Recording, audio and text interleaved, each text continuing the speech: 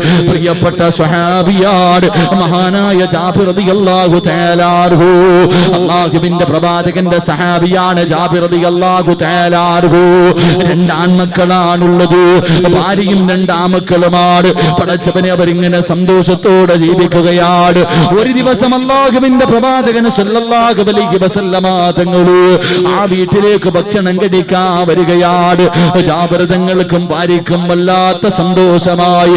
കാരണം അല്ലാഹുവിന്റെ പ്രവാചകൻ ഇന്ന് നമ്മുടെ വീട്ടിലേക്ക് ഭക്ഷണം കഴിക്കാൻ വരികയാ. അല്ലാഹുവേ, ജാബിർ തങ്ങൾ ഭാര്യയോട് പറഞ്ഞു, പെണ്ണ്, അല്ലാഹുവിന്റെ പ്രവാചകന് ഭക്ഷണം തയ്യാറാക്കൂ, ചപ്പാത്തി റെഡിയാക്കാ പറയുകയാണ്. ജാബിർ തങ്ങളുടെ ഭാര്യ വളരെ സന്തോഷത്തോടെ അല്ലാഹുവിന്റെ പ്രവാചകനും സഹാബത്തിനും കൊടുക്കുന്നതിന് വേണ്ടി അടുക്കളയിൽ ഇരുന്ന് കൊണ്ട് മാവെടുത്ത് കുടച്ചവിടന്ന് ചപ്പാത്തി ഉണ്ടാക്കാ തുടങ്ങുകയാ. ജാബിർ തങ്ങൾ ചിന്തിച്ചു, അല്ലാ, പ്രവാചകന് ആട്ടിറച്ചി വല്ലാത്ത ഇഷ്ടമോ, ആടിന്റെ കുറുക് വല്ലാത്ത ഇഷ്ടമോ. ജാബിർ റളിയല്ലാഹു തആല ഓടി ചെന്നിട്ട് ഒരു നല്ല ആടിനെ പിടിക്കുകയാണ്. ആടിനെ പിടിച്ചവിടെ നറുക്കുകയാണ്. എന്നിട്ട് പെട്ടെന്ന് ആടിനെ വൃത്തിയാക്കുകയാണ്. എന്നിട്ട് അടുക്കളയിലേക്ക് കിടന്നു വന്നിട്ട് അല്ലാഹുവിന്റെ പ്രവാചകന് സല്ലല്ലാഹു അലൈഹി വസല്ലമ തങ്ങൾക്ക് കഴിക്കാൻ വേണ്ടി ഇറച്ചി റെഡിയാക്കുകയാ. ഭാര്യയും ഭർത്താവും അടുക്കളയിൽ ഇരുന്ന് കൊണ്ട് ചപ്പാത്തിയും ഇറച്ചിക്കറിയും റെഡിയാക്കുകയാണ്. രണ്ടാമക്കളുണ്ടല്ലോ, അവര് രണ്ടുപേരും വീടിന്റെ വെളിയിൽ നിന്ന് കളിക്കുകയാണ്. ഭാര്യയും ഭർത്താവും സന്തോഷത്തിലാ, മക്കള് രണ്ടുപേരും സന്തോഷത്തിലാ, ആ കുടുംബം വല്ലാത്ത സന്തോഷത്തിലാ. ആ സമയത്ത് പടച്ചറപ്പവർക്കൊരു പരീക്ഷണം കൊടുത്ത്, പെങ്ങള്, ഏത് പരീക്ഷണമെന്നറിയുമോ? കളിച്ചുകൊണ്ടിരിക്കുന്ന രണ്ട് മക്കളില് ജ്യേഷ്ഠൻ അനുജനോട് ചോദിച്ചു, മോനെ, വാപ്പാടിനെ അറുത്തത് കണ്ടോ മോനെ? ജ്യേഷ്ഠൻ അനുജനോട് ചോദിക്കുകയാണ്, വാപ്പാടിനെ അറുക്കുന്നത് എങ്ങനെയാണെന്ന് കണ്ടോ? അനുജൻ പറഞ്ഞു, ഇല്ല ഇക്കാ, വാപ്പാടിനെ അറുക്കുന്നത് ഞാൻ കണ്ടില്ല. അനുജനോട് ജ്യേഷ്ഠൻ ചോദിക്കുകയാ, എന്റെ പൊന്നുമോന് കാണണോ? വാപ്പാടിനറുത്തത് എങ്ങനെയാണെന്ന് കാണണോ? ആ പ്രായപൂർത്തിയാകാത്ത പൊന്നുമോൻ ജ്യേഷ്ഠനോട് പറഞ്ഞു, കാണണമിക്കാ, അവിടെന്ന് കാണണമെന്ന് പറയുമ്പോ ജാബിർ തങ്ങളുടെ മൂത്ത മകനുണ്ടല്ലോ, വാപ്പാടിനറുത്ത സ്ഥലത്തേക്ക് കടന്നു ചെല്ലുകയാണ്. എന്നിട്ട് വാപ്പാടിനറുത്ത കത്തിയുണ്ടല്ലോ, ആ കത്തിയെടുക്കുകയാ, ആ കത്തിയെടുക്കുകയാ. എന്നിട്ട് വാപ്പാടിന്റെ കൈകാല് കെട്ടിയല്ലോ, ഒരു കയറുമെടുത്തുകൊണ്ട് അനുജന്റെ ചാരത്തേക്ക് കടന്നു വരികയാണ്. തന്റെ പൊന്നാര അനുജന്റെ ചാരത്തേക്ക് അവിടെന്ന് കടന്നു വരികയാ.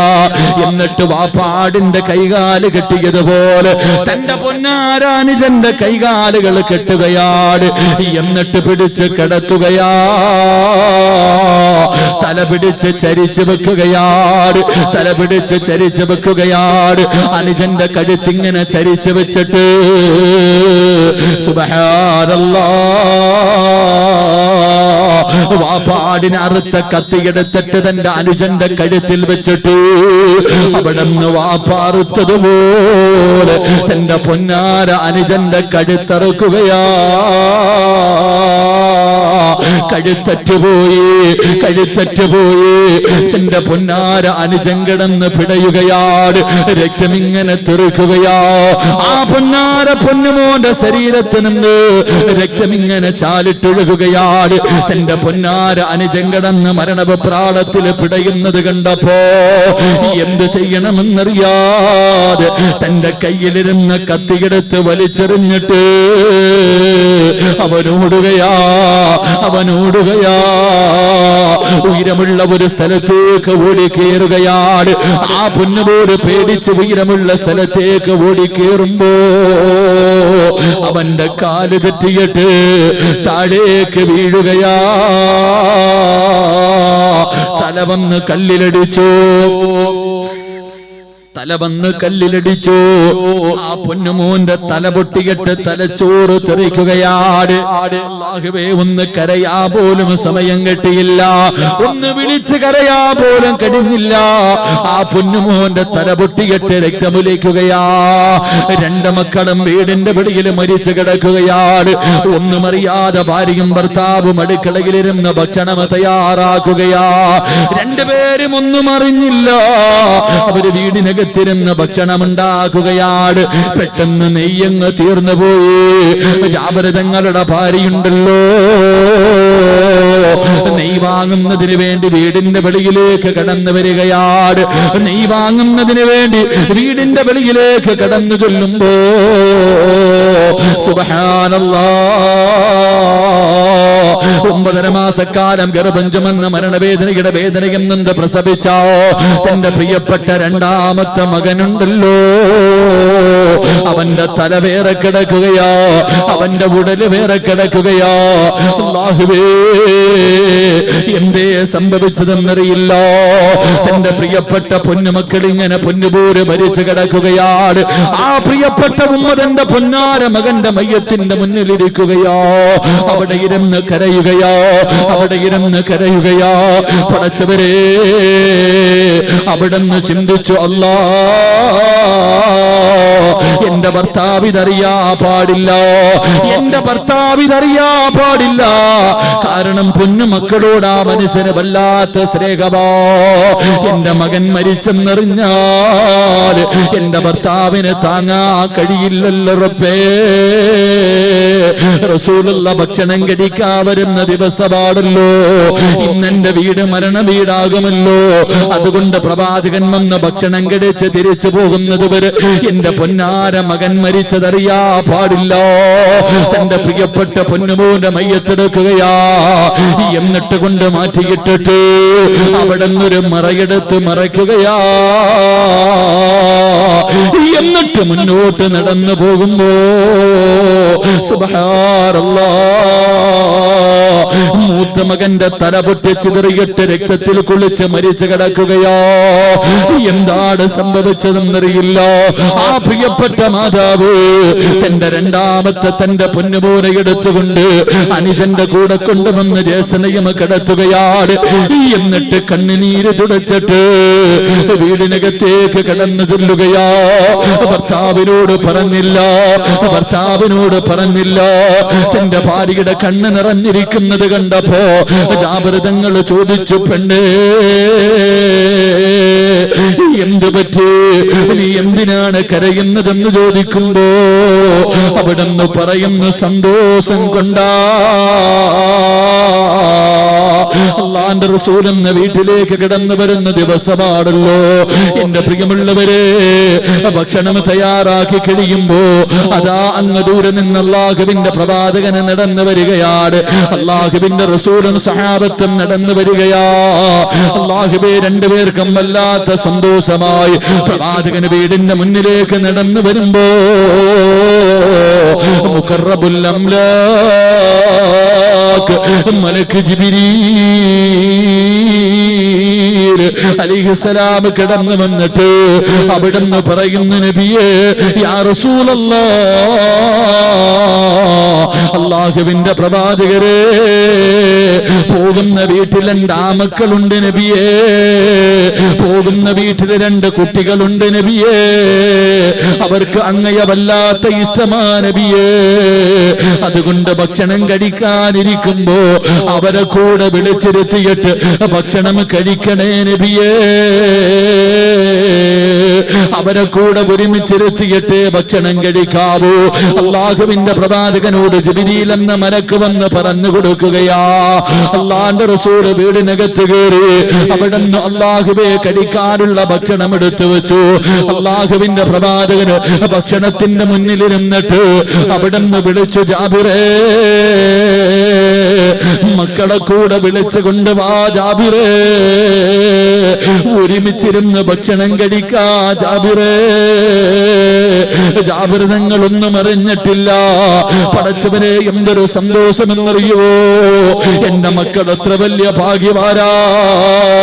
അല്ലാഹുവിന്റെ റസൂലിന്റെ കൂടെ ഇരുന്ന് ഭക്ഷണം കഴിക്കാൻ എന്റെ മക്കൾക്ക് ഭാഗ്യമുണ്ടല്ലോ.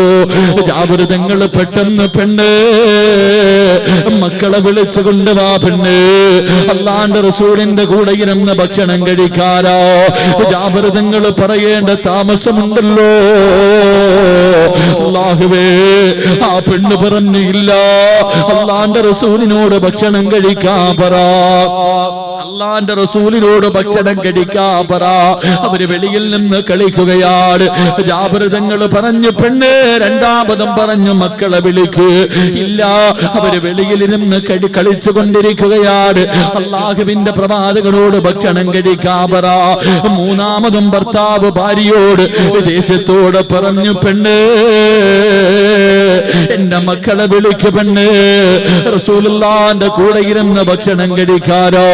അപ്പോഴും അവിടുന്ന് ഇല്ല എന്ന് പറഞ്ഞപ്പോ ഭർത്താവിന് ദേഷ്യം വന്നു, ജാബിർ തങ്ങൾക്ക് ദേഷ്യം വന്നു. അടുക്കളയിലേക്ക് കടന്നു ചെന്നിട്ട് തന്റെ പ്രിയപ്പെട്ട ഭാര്യ ഒരുപാട് വഴക്ക് പറയുകയാ. എന്റെ മക്കളെ എന്തേ വിളിക്കാത്തത്, നിനക്കെന്തേ പറ്റിയത്? ജാബിർ തങ്ങൾ തന്റെ പ്രിയപ്പെട്ട ഭാര്യയോട് കയർത്ത് സംസാരിക്കുമ്പോ തന്റെ പ്രിയപ്പെട്ട ഭർത്താവിന്റെ കയ്യിൽ പിടിച്ച് വീടിന്റെ വെളിയിലേക്ക് കൊണ്ടുപോയിട്ട് പുതച്ചിട്ടിരിക്കുന്ന തുണിയങ്ങെടുത്ത് മാറ്റുകയാ. അല്ലാഹുവേ, മരിച്ച രക്തത്തിൽ കുളിച്ച് കിടക്കുന്ന രണ്ട് പിഞ്ചു കുഞ്ഞുങ്ങള്. ജാബിർ തങ്ങൾ തളർന്നുപോയി, ജാബിർ തങ്ങൾ തളർന്നുപോയി. തന്റെ മക്കളുടെ മയ്യത്തിന്റെ മുന്നിലേക്ക് തളർന്നു വീഴുകയാ. അവിടെ ഇരുന്ന് കരയുകയാ, അവിടെ ഇരുന്ന് പൊട്ടിക്കരയുകയാ. തന്റെ പ്രിയപ്പെട്ട ഭാര്യ നോക്കുമ്പോ മക്കളുടെ മയ്യത്തിന്റെ മുന്നിലിരുന്ന് പ്രിയപ്പെട്ട ഭർത്താവ് കിടന്ന് കരയുകയാണ്. ആ സമയമുണ്ടല്ലോ ആ പെണ്ണ് തന്റെ ഭർത്താവിന്റെ തലയിൽ കൈവച്ചിട്ട് അവിടുന്ന് ചോദിച്ചു, ജാബിറേ കരയുകയാണോ ജാബിറേ? ഇത് അല്ലാഹുവിന്റെ പരീക്ഷണമാ, ഇത് പടച്ചറപ്പിന്റെ പരീക്ഷണമാ. അല്ലാഹുവേ, ഇതിന് പകരം അല്ലാഹു നമുക്ക് സ്വർഗം തരും, അതുകൊണ്ട് നിങ്ങൾ കരയല്ലേ. അവിടെന്ന് ആ പെണ്ണ് പറഞ്ഞു കൊടുക്കുകയാണ്, എന്റെ മക്കള് മരിച്ചാലും ഒന്നുമില്ല, എന്റെ മക്കള് മരിച്ചാലും ഒന്നുമില്ല, ഇതിന് പകരം അല്ലാഹു നമുക്ക് സ്വർഗം തരുമല്ലോ. എന്നിട്ടും ഭർത്താവ് കരയുന്നത് കണ്ടപ്പോ ജാബിർ തങ്ങളുടെ തലയിൽ കൈവച്ചിട്ട് ഭാര്യ ചോദിക്കുന്നു, ജാബിറേ നമ്മുടെ വീടിനകത്തിരിക്കുന്നത് ആരെന്നറിയുവോ? ഭക്ഷണത്തിന്റെ മുന്നിലിരിക്കുന്നത് ആരെന്നറിയുവോ? ഈ പ്രപഞ്ചം തന്നെ സൃഷ്ടിക്കാ കാരണക്കാരനായ അസ്റഫുൽ ഖൽഖ് നബി മുഹമ്മദ് മുസ്തഫ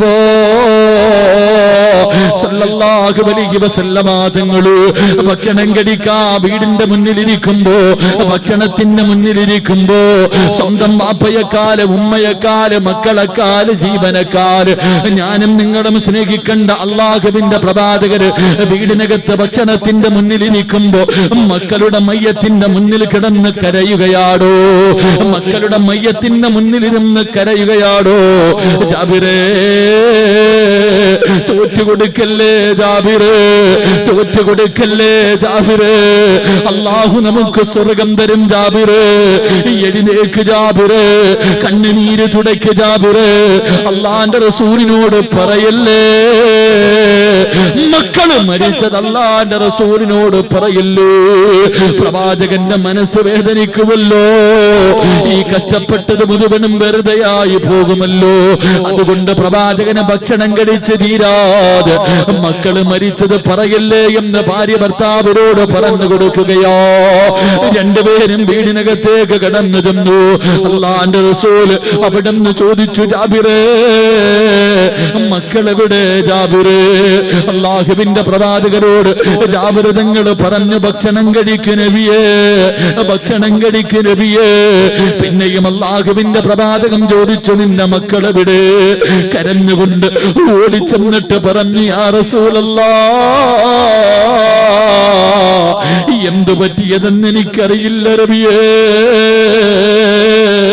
എന്റെ മക്കൾ രണ്ടും പോയി നബിയേ, എന്റെ മക്കൾ രണ്ടുപേരും പോയി നബിയേ.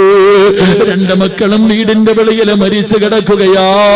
അല്ലാഹുവിന്റെ പ്രവാചകനോട് അവിടെ നിന്നിങ്ങനെ കരഞ്ഞുകൊണ്ട് പറയുമ്പോ പാതിരാത്രി ഒരുമിച്ച് കൂടിയ പ്രവാചകനെ വല്ലാതെ സ്നേഹിക്കുന്ന സലാത്ത് പറയുന്ന പെങ്ങള്, അല്ലാഹുവിന്റെ പ്രവാചകര് അവിടെന്ന് പറഞ്ഞു, ജാബിറേ, വീടിന്റെ വെളിയിൽ കിടക്കുന്ന മക്കളെ വിളിക്കു ജാബിറേ. അല്ലാഹുവിന്റെ പ്രവാചകന് ആ വീടിനകത്തിരുന്നു കൊണ്ട് മരിച്ചു കിടക്കുന്ന രണ്ട് മക്കളെ വിളിച്ചപ്പോ അവിടത്തെ മുഅ്ജിസത്ത് കൊണ്ട് ആ മക്കൾ എഴുന്നേറ്റ് കടന്നു വന്നു എന്ന് ചരിത്രം പഠിപ്പിക്കുമ്പോ, എന്റെ പ്രിയമുള്ളവരെ, അല്ലാഹുവിന്റെ റസൂൽ അവിടുന്ന് പറഞ്ഞു, സഹാബാ, അല്ലാഹുവിന്റെ റസൂൽ പറയുകയാ, പടച്ചറപ്പ് നിനക്ക് താങ്ങാൻ കഴിയാത്ത വേദന തരും, എന്നിട്ടതിന് പകരം അല്ലാഹു നിനക്ക് സന്തോഷം തരുമെന്ന് നബി മുഹമ്മദ് മുസ്തഫ. ഉറക്കെ നബി മുഹമ്മദ് മുസ്തഫ. ജാബിർ റളിയല്ലാഹു തആല അൻഹു വന്ന് കരഞ്ഞുകൊണ്ട് പറഞ്ഞു, അല്ലാഹുവിന്റെ റസൂലെ, രണ്ട് മക്കളും പോയി, മരിച്ചു പുതച്ചു കിടത്തിയിരിക്കാം.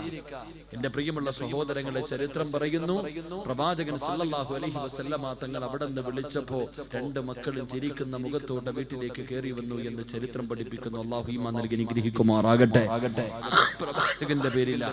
ആ പ്രവാചകന്റെ പേരിലാണ് നമ്മൾ ഇവിടെ ഒരുമിച്ച് കൂടിയത്.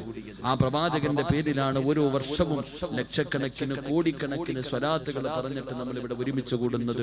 അല്ലാഹുവേ, നീ അവിടുത്തെ പൊരുത്തം നൽകി അനുഗ്രഹിക്കണേ പടച്ചവനെ. ആ പ്രവാചകനോടുള്ള മഹബ്ബത്ത് നീ ഞങ്ങൾക്ക് നിറച്ചു തരണേ തമ്പുരാനെ. അല്ലാഹുവേ, ഏത് പരീക്ഷണത്തിന്റെ ഘട്ടത്തിലും പിടിച്ചു നിൽക്കുവാനുള്ള ഈമാൻ നീ ഞങ്ങൾക്ക് നൽകണേ റഹ്മാനെ. അതുകൊണ്ട് ഒരുപാട് പ്രയാസങ്ങളും ഒരുപാട് ദുഃഖവും ദുരിതവുമായി സദസ്സിലേക്ക് കടന്നു വന്നവരോട്, എന്റെ പ്രിയമുള്ള സഹോദരങ്ങളെ, അല്ലാഹു ഈ ദുഃഖം തന്നിരിക്കുന്നത് അല്ലാഹുവിന്റെ പ്രവാചകൻ പറഞ്ഞു, ഒരു ദുഃഖത്തിന്റെ പുറകിൽ ഒരു സന്തോഷമുണ്ടെന്ന് നബി മുഹമ്മദ് മുസ്തഫ സല്ലല്ലാഹു അലൈഹി വസല്ലമ തങ്ങൾ. അല്ലാഹു സുബ്ഹാനഹു വ തആല ആ സന്തോഷം എനിക്കും നിങ്ങൾക്കും നൽകി അനുഗ്രഹിക്കുമാറാകട്ടെ. ആ സന്തോഷം എനിക്കും നിങ്ങൾക്കും നൽകി അനുഗ്രഹിക്കുമാറാകട്ടെ.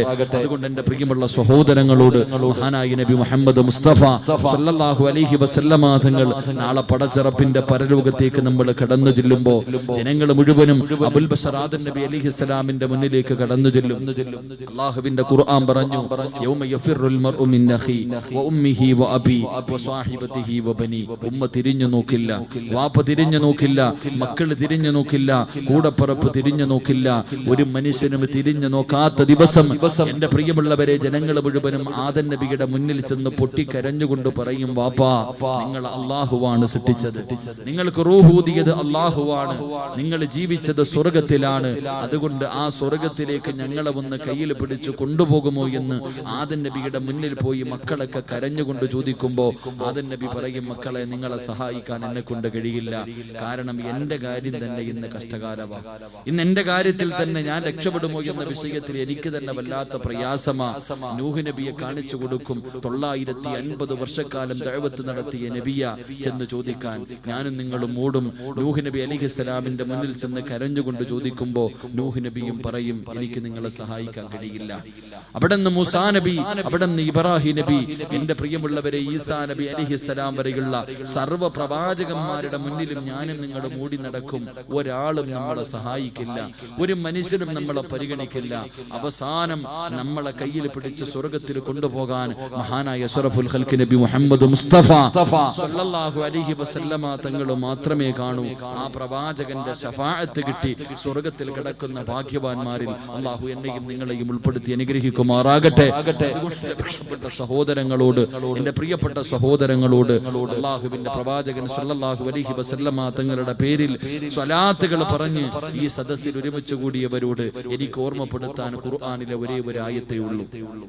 സ്വലാത്ത് പറഞ്ഞവരോടും നല്ല കാര്യങ്ങൾക്ക് കൂട്ടുനിന്നവരോടും നിങ്ങളോട് പറയാൻ ഒന്നേ ഉള്ളൂ, അടുത്ത വർഷം ഡിസംബർ 25-ന് ഇതുപോലെ ഒരുമിച്ച് കൂടാൻ നമ്മളിൽ പലരും കാണൂല. അള്ളാഹു ആയുസ് നൽകി അനുഗ്രഹിക്കുമാറാകട്ടെ. അതുകൊണ്ട് നിങ്ങളോട് എനിക്കൊന്നേ പറയാനുള്ളൂ. അള്ളാഹുവിന്റെ പരിശുദ്ധമായ ഖുർആൻ പറഞ്ഞു, ഇദാ ജാഅ നസ്റുല്ലാഹി വൽ ഫത്ഹ് വറഅയ്ത അന്നാസ യദ്ഖുലൂന ഫീ ദീനില്ലാഹി അഫ്വാജാ ഫസബ്ബിഹു ബിഹംദി റബ്ബിക വസ്തഗ്ഫിറുഹു ഇന്നഹു കാന തവ്വാബാ. അള്ളാഹുവിന്റെ പ്രവാചകൻ സല്ലല്ലാഹു അലൈഹി വസല്ലമ തങ്ങൾ തബൂക്ക് യുദ്ധം കഴിഞ്ഞു മടങ്ങി വരുമ്പോൾ ജിബ്രീൽ അലൈഹിസ്സലാം അവിടുന്ന് വന്നിട്ട് ഓതിക്കൊടുത്ത ഒരു ആയത്ത്. അവിടുന്ന് പറഞ്ഞു, ഫസബ്ബിഹു ബിഹംദി റബ്ബിക വസ്തഗ്ഫിറുഹു ഇന്നഹു കാന തവ്വാബ.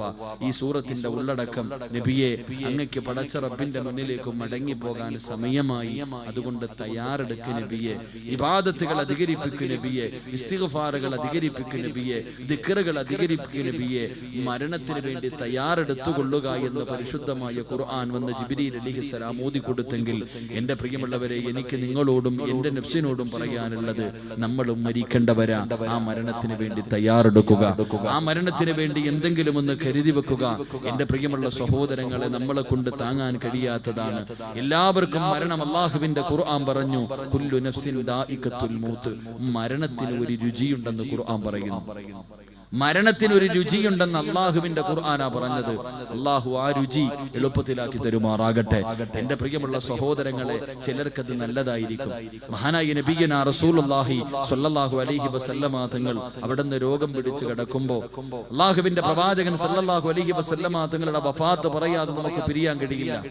പ്രവാചകൻ സല്ലല്ലാഹു അലൈഹി വസല്ലമ തങ്ങൾ റബീഉൽ അവ്വൽ 11 വൈകുന്നേര സമയമായി. നമ്മൾ പഠിക്കണം എന്താണ് പ്രവാചകൻ, അവിടുത്തെ ജീവിതം എന്തായിരുന്നു. പ്രവാചകൻ സല്ലല്ലാഹു അലൈഹി വസല്ലം തങ്ങൾ വൈകുന്നേര സമയമായിട്ട് വീടിനകത്ത് വിളക്ക് കത്തിക്കണില്ല, വല്ലാത്ത ഇരുള്. പ്രവാചകൻ ആയിഷ ബീബി റളിയല്ലാഹു തആല അൻഹയെ വിളിച്ചു, ആയിഷ, എന്താ നീ വിളക്ക് കത്തിക്കാത്തത്? ഭാര്യ മാറി നിന്നിട്ട് കരയാ, വീടിന്റെ സൈഡിൽ പോയി നിന്ന് കരയുന്നു. എന്തിനാ കരയുന്നതെന്നറിയോ? അല്ലാഹുവേ, വീടിനകത്ത് വിളക്കിനകത്ത് ഒഴിക്കാനുള്ള എണ്ണയില്ലായിരുന്നു. അല്ലാഹുവിന്റെ റസൂൽ വഫാത്താകുന്നതിന്റെ തലേ ദിവസം വിളക്കിനകത്തൊഴിക്കാനുള്ള എണ്ണയില്ലാത്തത് കാരണം ആയിഷ ബീബി റളിയല്ലാഹു തആല അൻഹ വീടിന്റെ വെളിയിൽ നിന്ന് കരയുകയാ. പിന്നെയും അല്ലാഹുവിന്റെ റസൂൽ ചോദിച്ചു, ആയിഷ, നീ എന്തേ വിളക്ക് കത്തിക്കാത്തത്? കരഞ്ഞുകൊണ്ട് അല്ലാഹുവിന്റെ പ്രവാചകന്റെ മുന്നിൽ വന്നിട്ട് പറഞ്ഞു, നബിയേ, വിളക്കിനകത്തൊഴിക്കാനുള്ള എണ്ണയില്ല നബിയേ. അല്ലാഹുവിന്റെ റസൂൽ സല്ലല്ലാഹു അലൈഹി വസല്ലം തങ്ങൾ ആയിഷ ബീവിയോട് പറഞ്ഞു, മറ്റുള്ള ഭാര്യമാരുടെ വീട്ടിൽ പോയിട്ട് എണ്ണയുണ്ടെങ്കിൽ വാങ്ങിക്കൊണ്ടുവരാൻ. അള്ളാഹുവിന്റെ പ്രവാചകൻ 9 ഭാര്യമാര് വഫാത്തിന്റെ സമയത്തുണ്ട്. വീടുകൾ കേറിയിറങ്ങി, എല്ലാ ഭാര്യമാരുടെ വീട്ടിലും കേറിയിറങ്ങി ഒരൽപ്പം എണ്ണ കിട്ടി. അതുകൊണ്ട് വന്ന് വിളക്ക് കത്തിച്ചു വെച്ചു. മഗ്രിബിന്റെ സമയമെടുത്തു. അള്ളാഹുവിന്റെ പ്രവാചകൻ സല്ലല്ലാഹു അലൈഹി വസല്ലം തങ്ങൾ കിടപ്പിലാണ്. അവിടെ കടന്നുകൊണ്ട് വിളിച്ചു, ആയിഷ, ആയിഷ, ആയിഷ, പെട്ടെന്ന് വാ ആയിഷ. ആയിഷ ബീവി റളിയല്ലാഹു തആല അൻഹ അല്ലാഹുവിന്റെ റസൂൽ സല്ലല്ലാഹു അലൈഹി വസല്ലം തങ്ങളുടെ മുന്നിലേക്ക് ഓടിച്ചെന്നപ്പോൾ അവിടെ പറഞ്ഞു, ഇന്ന സ്ഥലത്ത് കുറച്ച് ദിർഹം ഇരിക്കുന്നുണ്ട്, 6-7 ദിർഹം, 6-7 ദിർഹം ഒന്ന് എടുത്തുകൊണ്ടുവാ ആയിഷ, പെട്ടെന്ന് എടുത്തുകൊണ്ടുവാ ആയിഷ. ആയിഷ ബീബി റളിയല്ലാഹു തആല അൻഹ ഓടിച്ചെന്നു. ആ ദിർഹം എടുത്തുകൊണ്ടുവന്ന് അല്ലാഹുവിന്റെ പ്രവാചകന്റെ കയ്യിൽ വെച്ചു കൊടുത്തു. അല്ലാഹുവിന്റെ റസൂൽ കരയാൻ തുടങ്ങി. അല്ലാഹുവിന്റെ റസൂൽ കരയാൻ തുടങ്ങി. ആയിഷ ബീബി റളിയല്ലാഹു തആല അൻഹ അവിടുന്ന് ചോദിച്ചു, എന്തിനാ നബിയെ കരയണേ? എന്തിനാ നബിയെ കരയണേ? എന്റെ പ്രിയമുള്ളവരെ, മഹാനായ പ്രവാചകൻ സല്ലല്ലാഹു അലൈഹി വസല്ലം തങ്ങൾ പറഞ്ഞു, ആയിഷ, ഇതെന്റെ കയ്യിലിരിക്കണ സമയത്താണ് ഞാൻ മരിച്ചു പോകുന്നതെങ്കിൽ ഞാൻ രക്ഷപ്പെടൂലല്ലോ. ഈ 6-7 ദിർഹം എന്റെ വീടിനകത്തിരിക്കുന്ന സമയത്താണ് ഞാൻ വഫാത്താകുന്നതെങ്കിൽ ഞാൻ അള്ളാഹുവിന്റെ മുന്നിൽ രക്ഷപ്പെടൂലല്ലോ ആയിഷ, കണക്ക് പറയേണ്ടി വരുമല്ലോ ആയിഷ എന്ന് പറഞ്ഞുകൊണ്ട് അള്ളാഹുവിന്റെ പ്രവാചകൻ സല്ലല്ലാഹു അലൈഹി വസല്ലം തങ്ങൾ പൊട്ടിക്കരഞ്ഞു. എന്നിട്ട് പറഞ്ഞു, ആയിഷ, ആർക്കെങ്കിലും കൊണ്ടുകൊടുക്ക ആയിഷ. എന്റെ കണ്ണടയുന്നതിന് മുമ്പ്, ഞാൻ വഫാത്താകുന്നതിന് മുമ്പ് ഏതെങ്കിലും പാവങ്ങളുടെ കയ്യിൽ കൊണ്ടു കൊടുക്കുക എന്ന് പ്രവാചകൻ സല്ലല്ലാഹു അലൈഹി വസല്ലം തങ്ങൾ പറഞ്ഞേക്കുമ്പോ ആയിഷ ബീബി റളിയല്ലാഹു തആല അൻഹ ഓടിച്ചെന്ന് കണ്ട മിസ്കീന്റെ കയ്യിലേക്ക് അത് വെച്ചു കൊടുത്തു. എന്റെ പ്രിയമുള്ളവരെ, വഫാത്തിന്റെ തലേ ദിവസം തന്റെ കയ്യിലിരുന്ന അവസാനത്തെ ദിർഹവും സദഖ കൊടുത്ത നബി മുഹമ്മദ് മുസ്തഫ സ്വല്ലല്ലാഹു അലൈഹി വസല്ലം തങ്ങൾ അവിടുത്തെ വഫാത്ത് എങ്ങനെയായിരുന്നെന്നറിയോ? അവിടുത്തെ മരണം എങ്ങനെയായിരുന്നെന്നറിയോ? റബീഉൽ അവ്വൽ 12 അല്ലാഹുവിന്റെ പ്രവാചകൻ സല്ലല്ലാഹു അലൈഹി വസല്ലം തങ്ങൾക്ക് പെട്ടെന്ന് രോഗം കൂടി അല്ലാഹുവിന്റെ റസൂലിന് പെട്ടെന്ന് രോഗം കൂടി, പെട്ടെന്ന് തളർന്നു വീണു. പ്രവാചകൻ ബോധമില്ലാതെ കിടക്കുകയാണ്. ആയിഷ ബീവി റളിയല്ലാഹു തആല അൻഹ, ഫാത്തിമ ബീവി റളിയല്ലാഹു തആല അൻഹ രണ്ടുപേരും അല്ലാഹുവിന്റെ റസൂലിന്റെ ചാരത്തിരുന്നിട്ട് ഇങ്ങനെ കരയുക. ആരും ഒന്ന് സമാധാനിപ്പിക്കാൻ പോലുമില്ല. എന്റെ പ്രിയമുള്ളവർ, അന്ന് ആയിഷയ്ക്ക് 18 വയസ്സാ. അല്ലാഹുവിന്റെ പ്രവാചകൻ വഫാത്താകുന്ന സമയത്ത് ആയിഷ ബീവി റളിയല്ലാഹു തആല അൻഹയ്ക്ക് 18 വയസ്സ്. വളർന്ന് ചിന്തിക്ക്, ആരുമില്ല ഒന്ന് സമാധാനിപ്പിക്കാൻ. അപ്പുറത്തിരുന്ന് കരയുന്നത് കരളിന്റെ കഷ്ടവാ. റസൂലുള്ളാഹിന്റെ പൊന്നുമോളിരുന്ന് കരയാ. രണ്ടുപേരും കരയുന്നു. പ്രവാചകൻ ബോധമില്ലാതെ കിടക്കുന്നു. ആ സമയത്താണ് വീടിന്റെ കവാടത്തിൽ ഒരു സലാം കേട്ടു. അസ്സലാമു അലൈക യാ അഹ്ല ബൈത്തിൻ നുബുവ ഇഫ്തഹിൽ ബാബ്. വീടിന്റെ കവാടത്തിൽ ആരോ വന്ന് സലാം പറയുന്നു. അല്ലാഹുവിന്റെ പ്രവാചകന്റെ കുടുംബമേ, ഒന്ന് വാതിൽ തുറക്കുവോ. ഫാത്തിമ ബീബി ഞെട്ടി. അവിടെ നിന്നിങ്ങനെ ഞെട്ടി ഉണർന്നിട്ട് വിളിച്ചു പറഞ്ഞു, ആരായാലും ഒന്ന് തിരിച്ചു പോകണേ. എന്റെ ഉപ്പയ്ക്കൊട്ടും വയ്യ, സുഖമില്ല, സംസാരിക്കാൻ വയ്യ, എഴുന്നേക്കാൻ വയ്യ. എന്റെ വാപ്പ തളർന്നു കിടക്ക. നിങ്ങോട്ട് പോയിട്ട് പിന്നെയൊന്ന് വരുവോ? ഫാത്തിമ ബീബി റളിയല്ലാഹു തആല അൻഹ അവിടെ നിന്ന് വിളിച്ചു പറയുകയാ. കുറെ സമയം കഴിഞ്ഞു. രണ്ടാമതും അതേ മനുഷ്യൻ വീടിന്റെ കവാടത്തിന്റെ മുന്നിൽ വന്നിട്ട് രണ്ടാമതും സലാം പറഞ്ഞു. അല്ലാഹുവിന്റെ പ്രവാചകന്റെ പൊന്നുമോൾ അപ്പോഴും വിളിച്ചു പറഞ്ഞു, എന്റെ ഉപ്പയ്ക്കൊട്ടും വയ്യ, നിങ്ങൾ പോയിട്ട് പിന്നെ വരീൻ. എന്റെ ഉപ്പ സുഖമില്ലാതെ കിടക്ക. ഒന്ന് സംസാരിക്കാൻ പോലും, കൈകാലനക്കാൻ പോലും എന്റെ ഉപ്പയ്ക്ക് വയ്യ. നിങ്ങൾ പോയിട്ട് പിന്നെയൊന്ന് വരുവോ? കുറെ സമയം കഴിഞ്ഞു. മൂന്നാമതും വീടിന്റെ കവാടത്തിൽ അസ്സലാമു അലൈക യാ അഹ്ല ബൈത്തിൻ നുബുവ ഇഫ്തഹിൽ ബാബ്. ആ സലാം പറയുന്ന ശബ്ദം അല്ലാഹുവിന്റെ പ്രവാചകന്റെ ചെവിയിലേക്ക് കേൾക്കുകയാണ്. അല്ലാഹുവിന്റെ റസൂൽ പറഞ്ഞു, മോളെ ഫാത്തിമ, വാതിൽ തുറക്കുമോളെ. ഫാത്തിമ ബീബി റളിയല്ലാഹു തആല അൻഹ വാതിൽ തുറന്നപ്പോ ആരാ കടന്നു വന്നതെന്നറിയുവോ? എന്റെ പ്രിയമുള്ളവരെ, ഫാത്തിമ ബീബി റളിയല്ലാഹു തആല അൻഹ നോക്കുമ്പോ ഒരു മനുഷ്യനെ കടന്നു വരികയാ. അല്ലാഹുവിന്റെ റസൂലിന്റെ പൊന്നുമോള് ആ മനുഷ്യനോട് ചോദിച്ചു, നിങ്ങളാരാ? നിങ്ങളെ ഇന്ന് വരെ കണ്ടിട്ടില്ലല്ലോ, ഈ നാട്ടിലെങ്ങും നിങ്ങളെ കണ്ടിട്ടില്ലല്ലോ, നിങ്ങളെ കണ്ടിട്ട് പേടി തോന്നുന്നല്ലോ. ഇതാരാ ചോദിച്ചതെന്നറിയുവോ പൊന്നുമോളെ? നാളെ സ്വർഗത്തിൽ കിടക്കേണ്ടത് ഫാത്തിമ ബീവിയുടെ പുറകിൽ നിന്നാ. ആ ഫാത്തിമയുടെ പുറകിൽ നിന്നാ നീ സ്വർഗത്തിലേക്ക് പോകേണ്ടത്. ആ ഫാത്തിമ മരണം മനസ്സിലാക്കിയിട്ട് മരണത്തിന് വേണ്ടി ഒരുങ്ങിയിരുന്നിട്ട് മരിച്ചവളാ. ആ ഫാത്തിമ ബീവി റളിയല്ലാഹു തആല അൻഹ വീടിന്റെ കവാടത്തിലൂടെ കടന്നു വരുന്ന മനുഷ്യനെ കണ്ടിട്ട് അവിടുന്ന് ചോദിച്ചു, നിങ്ങളാരാ? നിങ്ങളെ കണ്ടിട്ട് പേടി തോന്നുന്നല്ലോ. അല്ലാഹുവിന്റെ റസൂൽ പറഞ്ഞു, മാറു ഫാത്തിമ. ആരാ കടന്നു വന്നതെന്നറിയുമോ? മലക്കുൽ മൗത്ത് അസ്റായീൽ. അല്ലാഹുവേ, റസൂലുള്ളാഹിന്റെ റൂഹ് പിടിക്കാൻ കടന്നു വന്ന മലക്കുൽ മൗത്തിനെ കണ്ടിട്ട് റസൂലുള്ളാഹിന്റെ പൊന്നുമോള് പോലെ പേടിച്ചു പോയെങ്കില് കിലോമീറ്ററുകൾ താണ്ടിയിട്ട് ഈ സദസ്സിലേക്ക് ഒഴുകി വന്ന പെങ്ങള്, നിന്റെ രംഗമൊന്ന് ചിന്തിക്കുമോളെ, നിന്റെ അവസ്ഥയെ കുറിച്ചൊന്ന് ചിന്തിക്കുമോളെ. മലക്കുൽ മൗത്ത് നിന്റെ വീട്ടിലേക്ക് കടന്നു വരുന്ന രംഗത്തെ കുറിച്ചൊന്ന് ആലോചിക്കു പെണ്ണേ. പേടിച്ചിട്ട് മലമൂത്ര വിസർജനം നടത്തുവല്ലോ. അല്ലാഹുവേ, നീ ഞങ്ങളോട് കരുണ കാണിക്കണേ അല്ലാ. അല്ലാഹുവിന്റെ പ്രവാചകന് അവിടുന്ന് ചോദിച്ചു, മലക്കുൽ മൗത്തേ, എന്നെ രോഗസന്ദർശനം നടത്താൻ വന്നതാണോ? യാ റസൂലല്ലാഹ്, അങ്ങനെ വാദം തന്നാ റൂഹ് പിടിക്കാൻ വന്നതാ നബിയേ. അല്ലാഹുവിന്റെ പ്രവാചകൻ അവിടുന്ന് പറഞ്ഞു, അസ്റായീലേ, എനിക്കൊരാഗ്രഹമുണ്ട്. എനിക്ക് ജിബ്രീലിനെ ഒന്ന് കാണണം അസ്റായീൽ. അവിടുന്ന് പറയുന്നു, യാ റസൂലല്ലാഹ്, ഒന്നാൻ ആകാശത്തിൽ നിന്ന് കരയുകയാ നബിയേ. അവിടുന്ന് അസ്റായീൽ വിളിച്ചു കൊണ്ടുവരികയാണ്. പ്രവാചകൻ ചോദിച്ചു, ജിബ്രീലേ, എന്റെ ദുഃഖത്തിലും എന്റെ സന്തോഷത്തിലും നീ എന്റെ കൂടെയുണ്ടായിരുന്നല്ലോ, എപ്പോഴും എന്റെ കൂടെയുണ്ടായിരുന്നല്ലോ. ഈ അവസാന സമയത്ത് എന്നെ യാത്രയാക്കാൻ നീ എന്തേ വരാത്തത്? ജിബ്രീൽ പറയുന്നു, യാ റസൂലല്ലാഹ്, അത് കാണാനുള്ള കഴിവ് എനിക്കില്ല നബിയേ, അതിനുള്ള ശക്തി എനിക്കില്ല നബിയേ. അല്ലാഹുവിന്റെ പ്രവാചകൻ പറഞ്ഞു, അസ്റായീലേ, അവിടുന്ന് പറഞ്ഞു, ജിബ്രീലേ, എനിക്ക് സന്തോഷത്തോടെ മരിക്കണം ജിബ്രീൽ, എനിക്ക് സന്തോഷമുണ്ടാക്കുന്ന എന്തെങ്കിലും ഒന്ന് പറയുവോ? ആ സമയത്ത് ജിബ്രീൽ അലൈഹിസ്സലാം അല്ലാഹുവിന്റെ റസൂലിനോട് പറഞ്ഞു, യാ റസൂലല്ലാഹ്, അങ്ങയുടെ സമുദായമുണ്ടല്ലോ, എന്നെയും നിങ്ങളെയും കുറിച്ച് പറഞ്ഞു കൊടുക്കുകയാണ്. അവിടുന്ന് പറയുന്നു, നബിയേ, അങ്ങയുടെ സമുദായമുണ്ടല്ലോ, അവര് തെറ്റ് ചെയ്തു, അവര് പാപം ചെയ്തു.